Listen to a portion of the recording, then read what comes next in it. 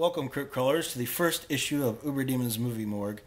This week, I'll be focusing on Lucio Fulci's The Beyond and my trip to the Horror Hound Weekend on March 28th in Indianapolis. Lucio Fulci's The Beyond is one of my top 10 favorite movies of all time.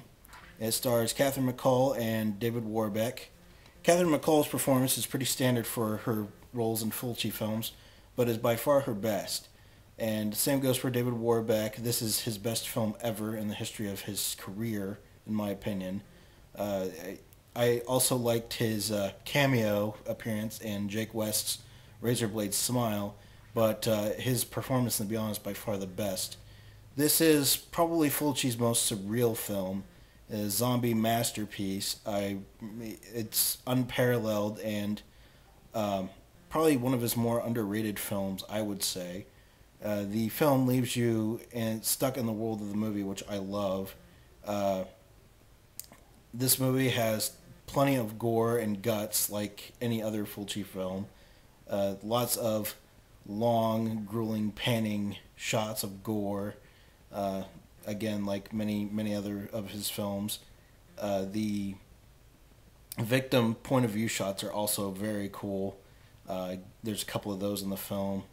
The zombie makeup is, it's my favorite zombie makeup in the history of zombie cinema. I love it. I cannot say enough good things about this film. More recently, Fulci has become more prevalent in the cinephile mindset as his name starts getting thrown around more and more. I actually bought this DVD on a whim. It looked like something I'd never seen before and what I wanted to see, and it was. I was very happy to see that in a film. You know, something that I hadn't seen yet that I was most definitely looking for in a film. And this was my first exposure to Italian horror films and Lucio Fulci. The re-release of Beyond in the United States, which happened thanks to Grindhouse Releasing and Quentin Tarantino's Rolling Thunder Pictures, which this issue of Fangoria covers. You see on the cover there's a nice shot from the movie, nice cranial explosion. That helped get the name of Fulci out and the name of the film out again, and made it more popular once again because it was on the brink of vanishing into obscurity. And thank you very much, Quentin, for bringing it out of the dark vaults and for being forgotten, because it truly is Fulci's masterpiece in my opinion. The DVD also has a host of extras from picture and still galleries, which feature music from the movie and fade out in and out to various interviews and media clips of Catherine McCall and David Warbeck, as well as a very old, very sick, cancer-ridden Lucio Fulci as he was shooting one of his last films. That pretty much covers it for the movie segment for this issue. I'm probably going to squeeze in at least 2 movies per issue. Now I'm going to move on to the music segment of this first issue of the Movie Morgue. I'm going to start off with Wednesday 13's new album, Skeletons. If you haven't picked this up yet, please do. It's amazing. I wouldn't say it's his best album, but it's definitely one of his better pieces. I would think it's a lot heavier and darker than most of his previous albums. Definitely worth picking up if you haven't gotten it yet. The second in our music segment is Doyle Wolfgang von Frankenstein's Gorgeous Frankenstein, which this album was actually produced by Glenn Danzig of course, Misfits fame and his solo career, which is also legendary. This band also features Goolsby of Blitzkid. This is very heavy metalish horror music. Definitely worth checking out as well. Which brings me to my classic cut this week of the music segment, which is the Misfits Coffin box set. If you do not have one of these and you're a fan of the Misfits, how can you call yourself a fan of the Misfits without the box set? Yes, it's expensive. It's getting harder to find. Definitely worth picking up if you have the extra change and you're definitely a fan of the Misfits. Classic Misfits. It's got everything you could ever want to listen to that the Misfits put out. on to the literature segment of this issue. A couple of books that I'm going to recommend this week. Make Your Own Damn Movie by Lloyd Kaufman.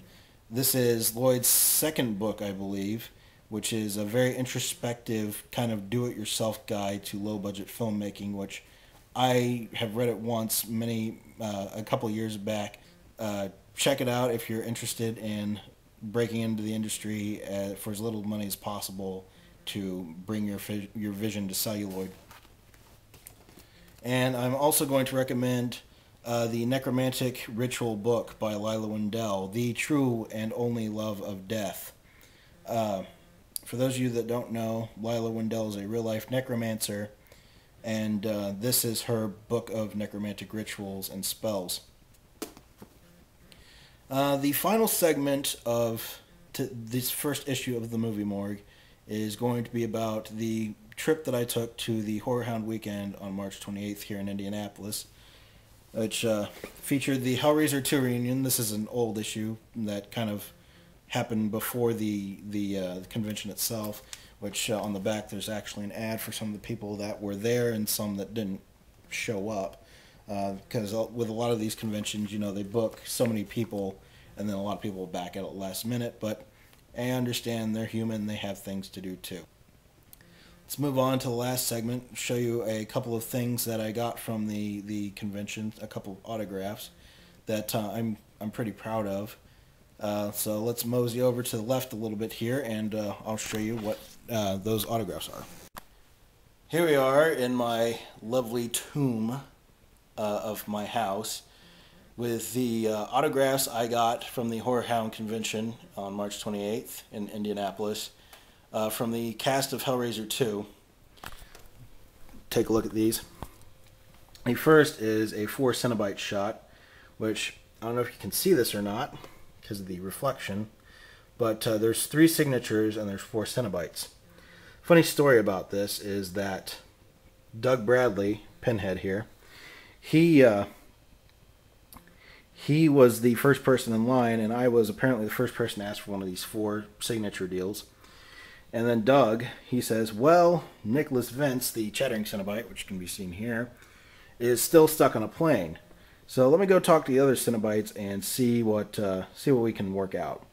So he ended up going to the other Cenobites, the other 2 that were there, and talking to them, being like, hey, this guy wants the 4 signatures. Nick isn't here. What do we do?